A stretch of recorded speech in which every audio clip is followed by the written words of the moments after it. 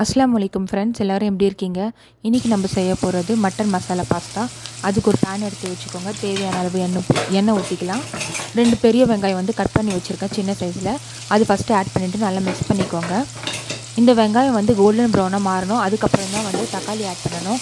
நான் இதில் வந்து ஒரு 3 சின்ன சைஸ் வந்து தக்காளியும் 4 பச்சை மிளகாவும் கட் பண்ணி வச்சுருக்கேன். அதுவும் ஆட் பண்ணிக்கலாம். இந்த வெங்காயம் வந்து கோல்டன் ப்ரௌனாக மாறணும். அதுக்கப்புறம் தான் நம்ம வந்து ஆட் பண்ணணும்.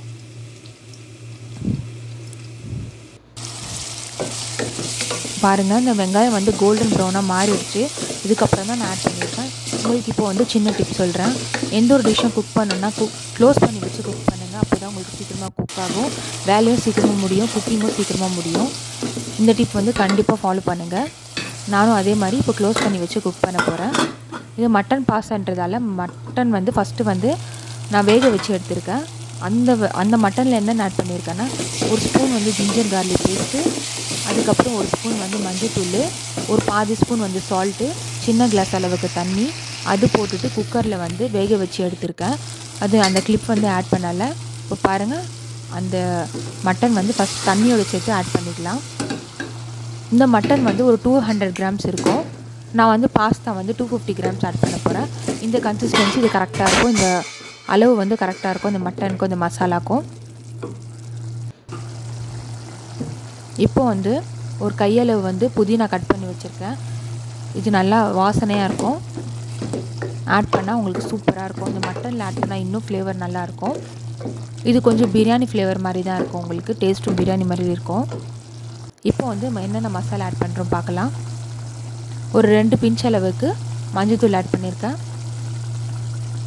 2 ஸ்பூன் வந்து மிளகாத்தூள் போட்டுக்கலாம். நார்மல் மிளகாத்தூள் போட்டுக்கலாம். அப்புறம் 1.25 ஸ்பூன் வந்து குழம்பு மிளகாத்தூள் போட்டுக்கலாம்.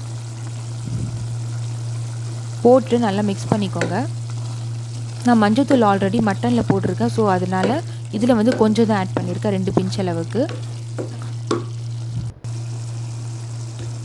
இப்போ வந்து எனக்கு தேவையான அளவு சால்ட் ஆட் பண்ணிக்கிட்டேன். உங்களுக்கு எவ்வளோ வேணுமோ அவ்வளோ நீங்கள் போட்டுக்கலாம். உங்களுக்கு டேஸ்ட் எந்த மாதிரி வேணுமோ அந்த மாதிரி பார்த்து நீங்கள் சால்ட் ஆட் பண்ணிக்கோங்க. இப்போ வந்து பாதி ஸ்பூன் வந்து கரம் மசாலா ஆட் பண்ணுறேன்.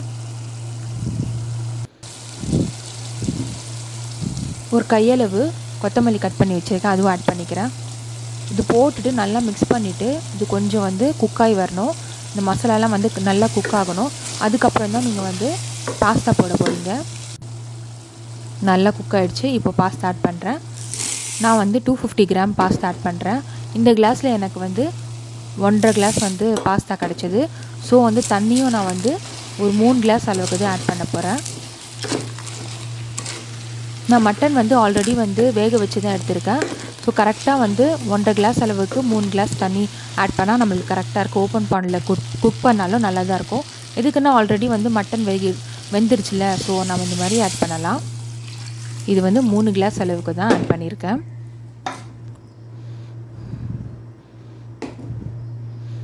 மூணு கிளாஸ் அளவு தான் போட்டிருக்கேன். க்ளோஸ் பண்ணி நல்லா குக் பண்ணிக்கோங்க. இப்போ பாருங்கள், இன்னும் வந்து தண்ணி அப்படியே இருக்குது.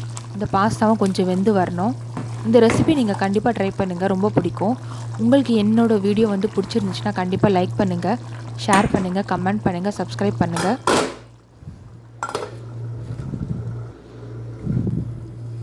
இப்போ பாருங்கள், நல்லா குக் ஆகிடுச்சு. ஸோ தண்ணியில் நல்லா அப்சர்வ் ஆகிடுச்சு. இந்த டிஷ் நீங்கள் மறக்காமல் ட்ரை பண்ணுங்கள், உங்களுக்கு ரொம்ப பிடிக்கும்.